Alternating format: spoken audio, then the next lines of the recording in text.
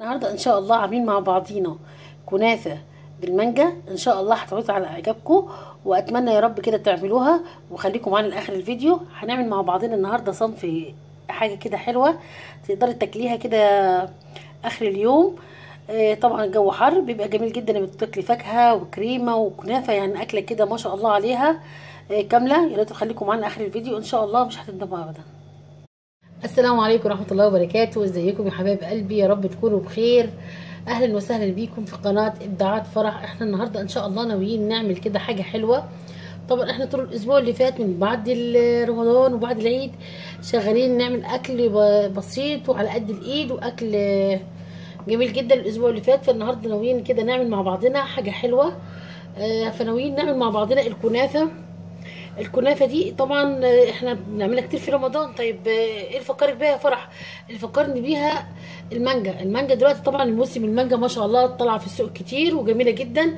فاحنا النهارده ناويين نعمل مع بعضنا كنافه بالمانجا. هنعمل مع بعضنا كنافه بالمانجا رائعه بجد بجد. حباكم تعملوها او تشوفوا الطريقه بتاعتي، جميله جدا جدا وممتازه. وكمان اللي ما عملهاش قبل كده بقول له اعملها على الطريقه بتاعت فرح، لانها طريقتها ومقاديرها ان شاء الله ان شاء الله نتيجتها مضمونه بعين مشيئه المولى عز وجل.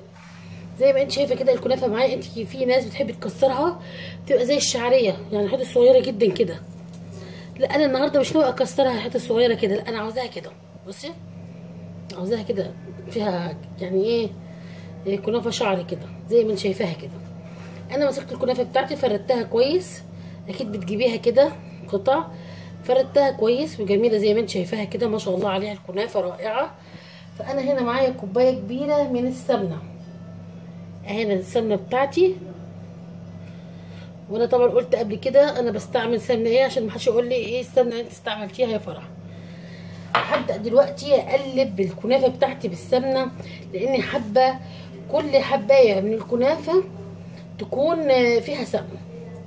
فانا هاخد وقت كده مع نفسي، مش عاوزه طبعا اطول عليكم. هقفل الكاميرا دلوقتي، هقلب كويس جدا الكنافه بتاعتي وهرجع لكم. هنشوف ازاي هنسويها ونحطها في الصينيه بتاعتنا ان شاء الله. انا كده خلاص بقت كلها السمنه بتاعتي زي ما انتم شايفينها كده. انا مش ناوي احط لها مكسرات، لان طبعا الكنافه بالمانجا بحط لها كريمه وبحط لها مانجا فبتبقى غنيه مش محتاجه. لو انت حابه تحط لها مكسرات حط لها حاجه، دي طبعا ايه ترجع لك. انا كده هجيب الصينيه بتاعتي وهبدا انزل الكنافه بتاعتي كده. عاوزه اضغطها على قد ما اقدر، مش عاوزاها تبقى ايه هشه كده وتاخد، يعني عاوزه اضغطها كده على قد ما اقدر. ممكن انت لو عندك مقاس اصغر من دي للصينيه ممكن تجيبي الصينيه الاصغر منها كده وتبداي كده ايه تكسري الكنافه وتبططيها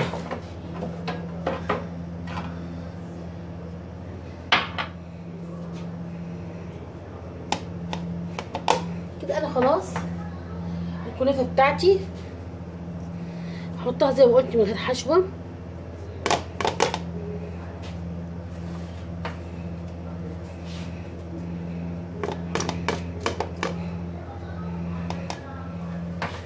وبعدين بعد ما اخلص الكميه كده، انا خلصت الكميه كلها الموجوده معايا كده كفايه.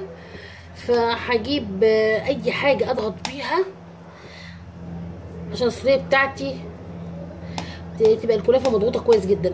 هجيب الصينيه الاصغر من دي في المقاس وابدا انزلها كده على اساس تاخد وضعها كده وما تبقاش هشه بالكتب يعني. خلاص انا كده هدخلها الفرن وهرجع لكم ان شاء الله اول ما الصينيه بتاعتنا تستوي. اكيد هنشربها بالشربات بتاعها. احنا ده قبل كده قلنا كوبايتين السكر عليهم كوبايه ونص من الميه ونص ليمونه. حبايب قلبي زي ما انتم شايفين خلاص صينيه الكنافه بتاعتي طلعت ما شاء الله عليها رائعه بجد بجد جميله جدا. شايفينها زي ما انتم كده. هحاول اقرب لكم الكاميرا كده كويس خالص. انا خلاص كمان عملت السيرب بتاعي، والسيرب دايما الكنافه بيبقى كده سميك حبه كده. وهنا الكنافه معايا سخنه والسيرب بارد. فانا كده هبدا هسقي الكنافه بتاعتي وهسيبها تبرد خالص خالص خالص، لان طبعا انا هحط عليها كريمه واحط مانجا، الحاجات دي كلها احطها ساقعه، فمحتاج الكنافه بتاعتي تبقى بارده خالص. فانا دلوقتي خلاص هسيبها تشرب براحتها، وان شاء الله هرجع لكم بعد ما الكنافه بتاعتي تبرد خالص، وهرجع لكم ان شاء الله مع المانجا ومع الكريمه، وهنعمل شغل عالي جدا. ودلوقتي يا حبايب قلبي هنبدا ان شاء الله نزوق مع بعضينا الكنافه بتاعتنا. زي ما انتم شايفين انا شربتها معاكم، ودلوقتي ان شاء الله عاوزين نحط الكريمه. ممكن تحطها بطريقه عشوائيه كده، ممكن تحطيها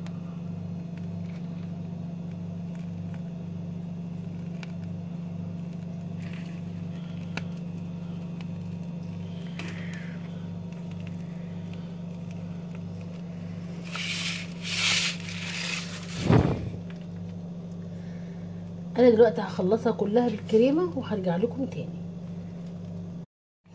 كده خلاص احنا قربنا نخلص كده مع بعضينا.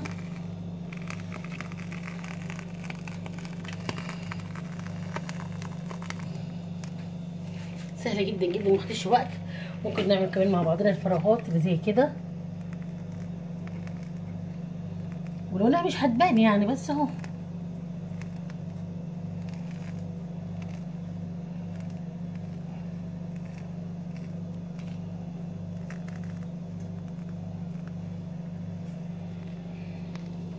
هجهز المانجا بتاعتي وهرجع لكم ان شاء الله. كده اخر حاجه ان شاء الله ناويين نعملها مع بعضينا، نحط المانجا. المانجا عندي مستويه. انت طبعا لو عندك المانجا ماسكه نفسها كده وناشفه بتبقى اجمل واجمل، بتحطها قطع زي كده.